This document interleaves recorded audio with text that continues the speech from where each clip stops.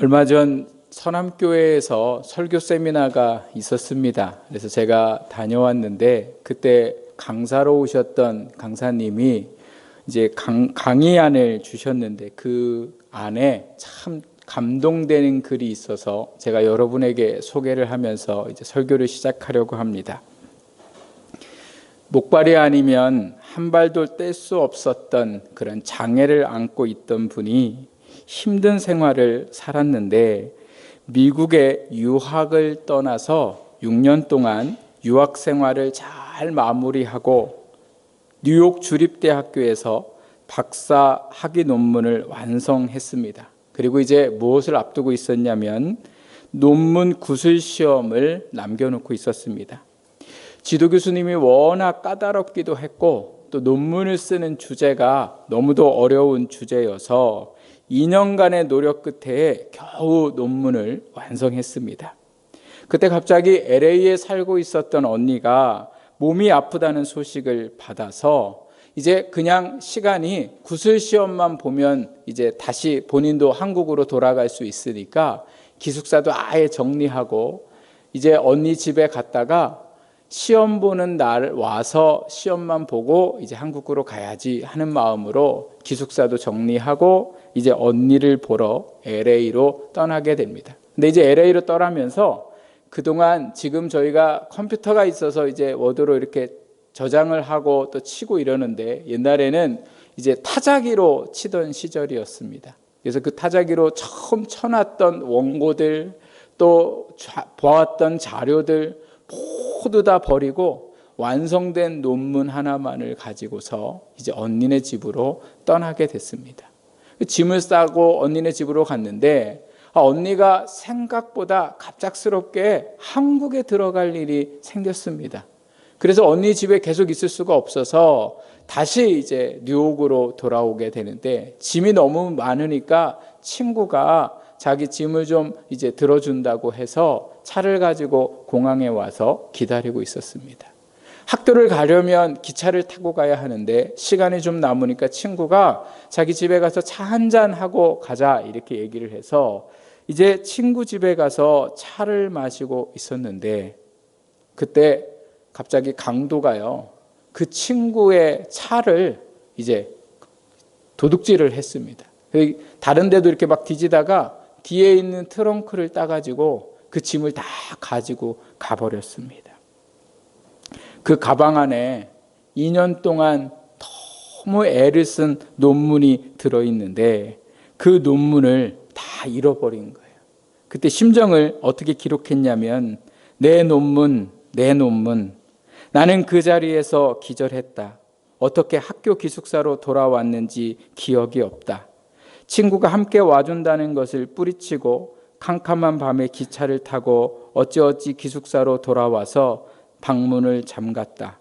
전화도 받지 않고 아무것도 먹지 않은 채 꼬박 사흘 낮밤을 지냈다. 그냥 넋이 나간 채 침대에 누워 있었다.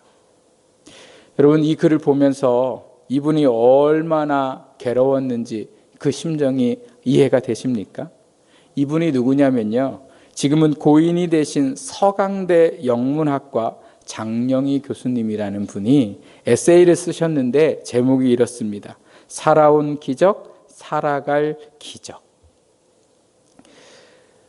무거운 책가방을 들고 눈비를 맞으면서 불편한 몸으로 힘겹게 도서관에 가서 논문을 준비하고 엉덩이에 종기가 날 정도로 책상에 앉아서 책을 보고 또 자료를 준비하고 밤을 새워가며 죽을 힘을 다해 논문을 준비했는데 세상에 구술 시험을 며칠 앞두고 그 논문을 잃어버렸습니다.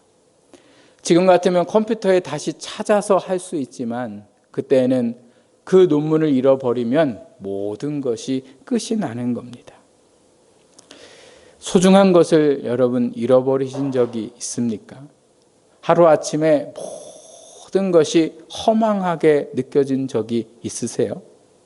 오늘 우리가 읽은 하나님의 말씀을 보면요, 다윗이 지금 이러한 상황에 있는 것을 보게 됩니다.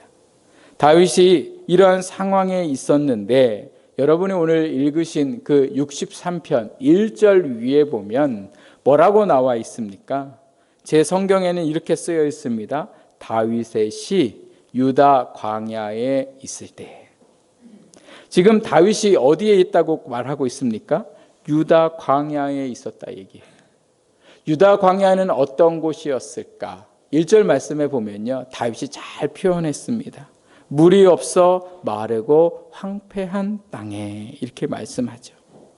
다윗은 지금 왜 이렇게 물이 없고 황폐한 이 마른 땅에 있었을까? 그것은 사랑했던 아들 압살롬이 반역했기 때문에 그렇습니다. 압살롬은 다윗이 가장 사랑했던 아들이었습니다. 그런데 이 가장 사랑했던 아들이 다윗의 마음을 제일 아프게 한 자식이었습니다. 용서받지 못할 죄를 지어놓고 아버지를 피해서 도망갔던 그 아들이 다윗이 그럼에도 불구하고 용서를 해줘서 다시 왕궁으로 돌아와서 살게 되었는데, 와서 한 게 뭐냐면요, 오랫동안 반역을 준비했습니다. 그래서 다윗을 찾아가고 다윗을 따랐던 사람들의 마음을 다 훔쳐서 사람들 마음에 압살롬이 왕이 되는 게 좋겠구나, 이렇게 생각을 해서요, 수많은 사람들이 그 반역에 참여하게 되었습니다. 그런데 다윗은요, 아들이 그렇게 반역을 준비하고 있고 믿었던 신하들이 마음에 다른 생각을 품고 있는 것을 전혀 모른 채에 그냥 아들이 잘 지내고 있는 줄 알고 있다가 어느 날 밤에 갑자기요, 반역이 일어나고 반란이 일어나서요, 자기의 왕궁에서 옷도 챙기지 못한 채에 급히 도망 나오는 신세가 되었습니다. 도망을 나왔는데 어디로 가야 할지를 모르겠는 거예요. 이미 많은 사람들의 마음이 아들 압살롬에게 가 있고 다윗을 잡으려고 찾는 사람들이 얼마나 많았는지 사람이 있는 곳을 갈 수가 없어서 다윗이 결국 머문 곳이 어디였습니까? 유다 광야. 물이 없어 메마르고 황폐한 땅에 다윗이 머무르게 되었습니다. 그런데 자기가 있던 그 땅이 마르고 황폐한 땅이었지만 다윗이 오늘 물이 없어 마르고 황폐한 땅이라고 표현한 것은 자기의 있는 그 땅의 모습만이 아니라 지금 자기의 마음의 상태가 그런 거예요. 말랐어요. 그리고 황폐해져서 무엇을 어떻게 해야 할지 알 수가 없는 상황이었습니다. 그렇게 사랑했던 아들, 그리고 그렇게 믿었던 그 부하들, 자기에게 이렇게 등을 돌릴 줄 모르고 심지어 자기를 이렇게 죽이려고까지 했다는 사실에 다윗은 너무도 큰 충격을 먹게 되었습니다. 아마도 모든 것이 허물어져 가는 그러한 마음이었고 어떻게 해야 될지 모르는 당혹감과 당황스러움에 있었을 것이라 생각이 됩니다. 사람은 누구나 자기의 인생이 좋은 땅에 그리고 풍성한 땅에 살기를 원합니다.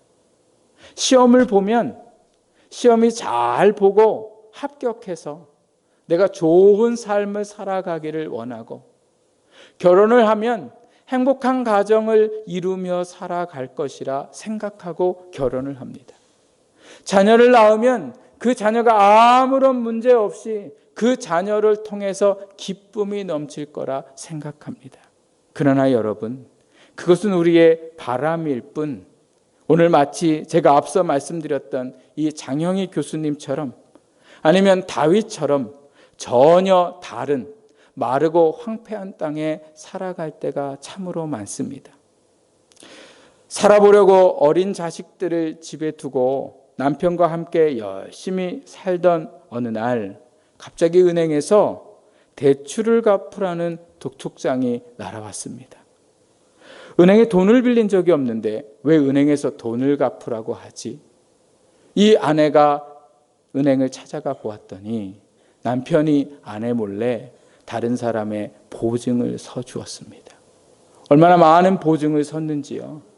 평생 만져보지도 못할 그러한 돈의 보증을 서서 하루아침에 그렇게 열심히 돈을 모아서 집 한 칸 장만한 그 집이 경매에 넘어가 버리고 한 달 동안 아무리 애를 써도 월급을 받아줄 수 없을 정도로 다 은행에서 차압을 해서 가져갔습니다. 무엇을 어떻게 해야 할지 전혀 생각나지 않아 이러지도 못하고 저러보지도 못하는 분들이 우리 주변에 많습니다. 어떻게 하면 노후를 준비할 수 있을까? 조금 더 잘 살아볼까 고민하다가 평소에 가깝게 지냈던 사람이 좋은 투자할 곳이 있다 해서 투자를 했는데 세상에 이 사람이 사기를 치고 그래서 가지고 있던 돈마저 잊어버리고 믿었던 사람에게 배신을 당하는 그러한 일들도 오늘도 우리 주변에 참으로 많습니다. 자녀가 잘 자라줄 줄 알았는데 어느 순간부터 부모에게 반항하기 시작하고 삐뚤어 나아가서 부모와 관계가 온전치 못해서 자녀 때문에 괴로움 속에 있는 분들도 우리가 주변에 보게 됩니다. 지금 우리는 코로나로 인해서 인생이 마치 도둑맞은 그러한 경우들 속에 살아갑니다.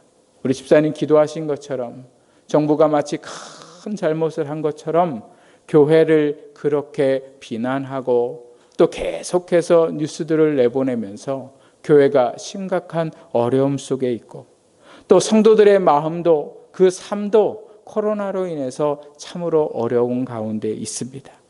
어쩌면 오늘 우리의 마음이 다윗의 마음처럼 마르고 황폐해 있지는 않은지, 어떤 분들은 질병으로 인해서, 어떤 분들은 인생의 수많은 고민들로 인해서 마음이 괴롭고 또 어렵게 살고 있지는 않은지 모르겠습니다. 믿었던 아들과 신하들에게 배신을 당한 다윗은 마르고 황폐한 광야에서 어떻게 하고 있었을까? 오늘 우리가 읽은 1절 말씀에 보면요, 이렇게 말씀하고 있습니다. 하나님이여 주는 나의 하나님이시라. 내가 간절히 주를 찾되 물이 없어 마르고 황폐한 땅에서 내 영혼이 주를 갈망하며 내 육체가 주를 앙몽하나이다. 마르고 황폐한 땅, 이러지도 못하고 저러지도 못하고 배신감과 아픔이 가득했던 다윗은 다른 것 하지 않고 뭐 하고 있습니까? 간절히 주를 찾았다, 이렇게 고백하고 있습니다. 간절히 찾았다는 것은요, 날이 새다, 일찍 일어나다, 부지런히 구하다라는 뜻이 있습니다. 왜 날을 세울까요? 너무너무 괴롭고 힘이 든데 하나님밖에 찾을 분이 없어서 그 하나님을 찾느냐고 날을 세우고, 왜 일찍 일어납니까? 도저히 잠을 잘 수가 없고 잠이 들지 않아서 깨고 싶지 않아도 깰 수밖에 없을 정도로 그 마음이 괴로웠기 때문에 그래요. 그래서 눈만 뜨면 뭐해요? 하나님을 찾는 거예요. 하나님을 찾다가 밤을 새우고 그 밤을 새우다가 잠시 잠이 들어서 다시 눈을 뜨면 또 누구를 찾아요? 하나님을 찾는 그 삶, 그것이 바로 간절히 하나님을 찾는 것입니다. 왜 이렇게 주님을 찾았을까? 하나님을 찾았을까? 2절 말씀에 보면 이렇게 고백하고 있습니다. 내가 주의 영광과 주의 권능과 영광을 보기 위하여 이같이 성소에서 주를 바라보았나이다. 이 말씀은 이런 뜻입니다. 내가 예전에 예루살렘 성전에서 주를 보았듯이 이곳에서 주님의 권능과 영광을 보기 원합니다. 다윗이 그 메마른 땅에서 하나님을 간절히 찾았던 이유는 어디에 있을까? 그 하나님을 간절히 찾으면 옛날에 예루살렘 성전에서 하나님을 찾았을 때에 하나님의 권능과 영광이 다윗에게 보였듯이 그 광야에서도 하나님은 그 권능과 영광을 보이실 줄을 믿었기 때문에 그렇습니다. 사랑하는 여러분, 하나님은 성전에만 계시는 게 아닙니다. 메마르고 그 황폐한 광야에도 하나님은 그곳에 계십니다. 화려하고 또 좋은 강대상과 잘 지어진 예배당에만 하나님이 계시는 게 아니라 오늘도 우리가 홀로 앉아 있는 그 작은 방에도, 또 오늘도 우리가 하나님을 찾는 그 자동차 안에도 우리가 어느 곳에서 하나님을 찾기만 하면 하나님께서 그곳에 권능과 영광 가운데 임하시는 거죠.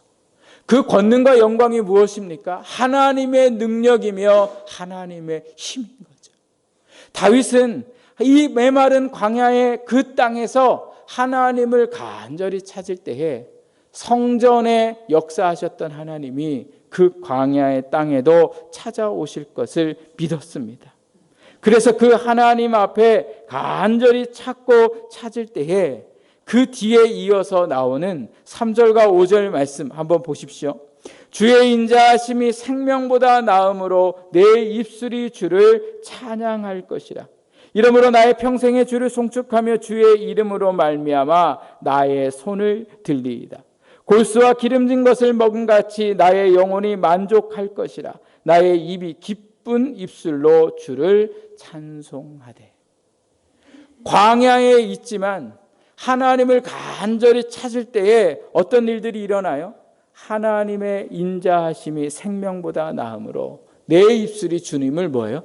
찬양으로 바뀌는 역사가 일어날 것을 고백하고 있는 것을 보게 됩니다. 여기 3절에 보면요, 주의 인자하심이 이렇게 말씀하세요. 이 주의 인자하심이 무엇입니까?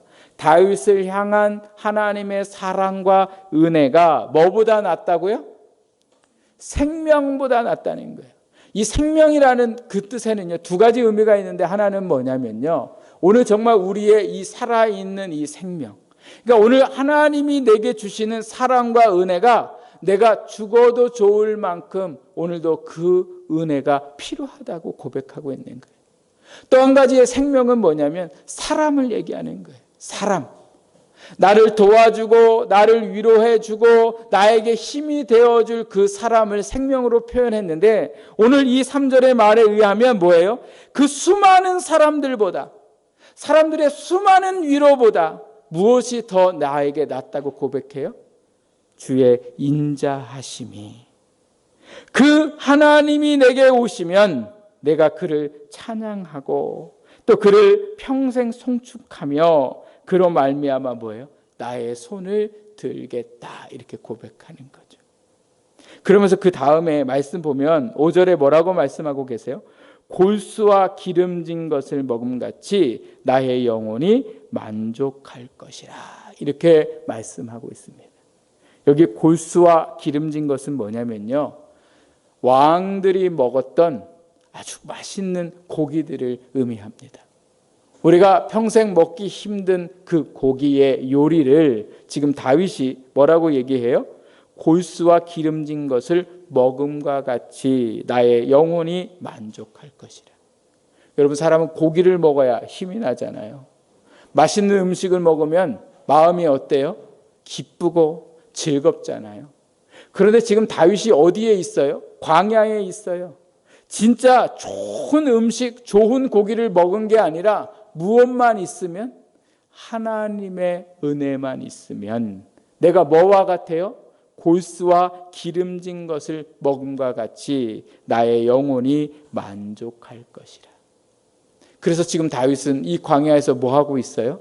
하나님을 간절히 찾았다라고 고백하고 있습니다. 정말 이렇게 하나님을 간절히 찾았던 다윗에게 어떤 변화가 있었을까?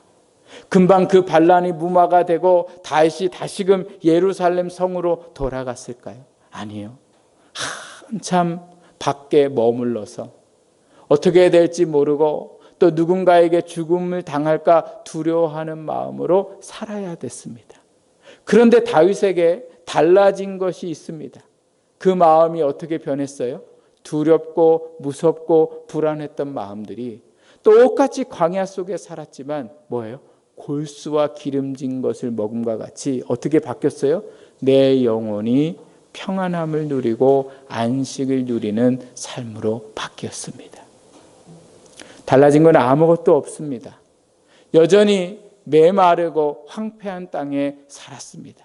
그런데 다윗의 마음이 바뀌어졌고 다윗의 생각이 바뀌어지니까 모든 것이 더 이상 메마른 땅이고 황폐한 땅이 아니라 기름지고 평화롭고 포근한 하나님의 그 품 안으로 바뀌게 되었습니다.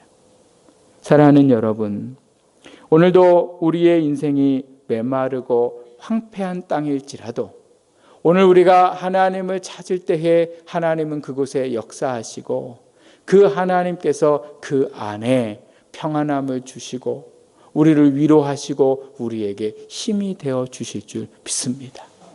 그래서 오늘도 우리가 이 황폐한 땅에 살아가고 이 황폐한 시기에 오늘 우리가 해야 할 것은 무엇인가로 내 삶을 외부에서부터 끌어들여서 자꾸 내 부족함을 채우려고 할 것이 아니라 오늘 내 안의 삶에 내 안의 속 사람이 변화되고 그 하나님으로부터 은혜를 입어야 우리가 이 황폐하고 거칠은 세상에서 살아갈 수 있는 힘과 용기를 얻게 되는 것입니다. 다윗이 한순간에 그 삶이 완전히 바뀌지는 않았지만 바뀔 때까지 그 삶의 초조함과 그 삶의 두려움이 아니라 하나님을 향한 소망을 두고 평안함으로 그 어려운 황폐한 땅을 넉넉히 살아갈 수 있는 힘과 용기를 얻었습니다. 다시 논문을 잃어버린 교수님 이야기를 해볼까 합니다. 이분은 어떻게 됐을까요? 논문을 잃어버린 그분이요, 너무나 억울하고 심지어 죽고 싶은 마음이 들었다고 합니다. 그리고 5일이 지난 어느 날 아침에 눈을 떠보니까요, 커튼 사이로 한 줄기 빛이 쏟아져 내려왔는데 그 빛 속에 그분의 음성이 들리기 시작했다고 합니다. 이런 음성이었다고 합니다. 괜찮아. 다시 시작하면 되잖아. 다시 시작할 수 있어. 기껏해야 논문인데 뭘. 그래도 너는 살아있잖아. 커튼 사이로 비춰오던 그 한 줄기 빛 가운데 들려왔던 그 음성을 듣는 순간 놀랍게도 거짓말처럼 이 교수님이 그 자리에서 일어났고 그때부터 1년 동안 다시 논문을 썼고 논문을 끝마치게 되었다라고 그 책에 기록되어 있다고 합니다. 죽도록 힘들고 아팠지만 그의 삶 가운데 찾아와서 들려주셨던 그분의 음성을 들었을 때에 그분의 권능과 힘이 그 안에 머물렀을 때에 그동안 죽고 싶던 마음들이 다 사라져버리고 포기해야 할까 했던 마음들 속에 다시금 용기를 얻어 할 수 있다는 마음으로 회복되는 역사가 일어나게 되었습니다. 우리에게 필요한 것은 하나님의 음성을 듣는 겁니다. 그 권능과 힘이 오늘 우리 가운데 머무르면 우리가 아무리 어렵고 우리가 아무리 괴로워도 그 모든 것을 넉넉히 이겨나가는 삶을 살아가게 될 줄 믿습니다. 그 음성, 그 하나님의 은혜가 우리에게 어떻게 임할까요? 오늘 다윗의 1절의 고백처럼 하나님을 간절히 찾을 때에 하나님께서 그 간절히 찾는 자들마다 그 삶에 하나님의 빛을 비추어 주시고 하나님의 음성을 들려주시는 놀라운 은혜의 역사가 일어나게 됩니다. 찬양 사역자 중에 조영준 씨라는 분이 있습니다. 그분이 쓴 찬양이요, 모든 교회에서 히트가 돼가지고요, 얼마나 많은 분들이 이 찬양을 불렀는지 모릅니다. 그런데 그의 간증을 들어보면 너무도 놀라운 것이요, 이 곡이 인생의 가장 어려운 순간에 그리고 가장 짧은 시간에 쓴 곡이라고 합니다.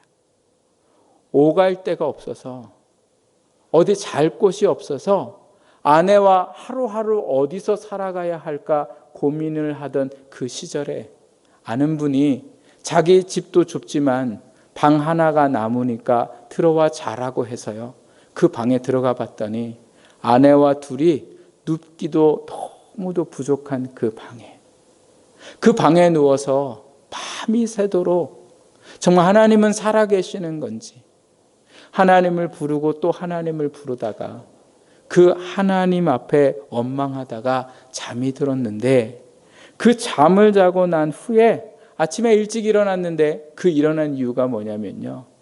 그 햇빛이 작은 창가로 들어왔을 때에 그 햇빛 때문에 눈을 뜨게 되었다고 합니다. 그리고 그 햇빛을 보자마자 마치 하나님이 그 방 안에 자기들과 함께 계신 것이 느껴졌다고 합니다. 그리고 그 확신이 들어서 그 자리에서 곡을 쓰게 되었습니다. 이 곡이요, 이렇게 시작을 합니다. 하늘의 문을 여소서, 이곳을 주목하소서. 주를 향한 노래가 꺼지지 않으니 하늘을 열고 보소서. 이곳에 임재하소서. 주님을 기다립니다. 기도의 향기가 하늘에 닿으니 주여 임재하여 주소서. 이곳에 오셔서 이곳에 앉으소서. 이곳에서 드리는 예배를 받으소서. 주님의 이름이, 주님의 이름만이, 오직 주님의 이름만이 이곳에 있습니다. 우리 같이 한번 이 찬양을 우리 함께 불러보도록 하겠습니다.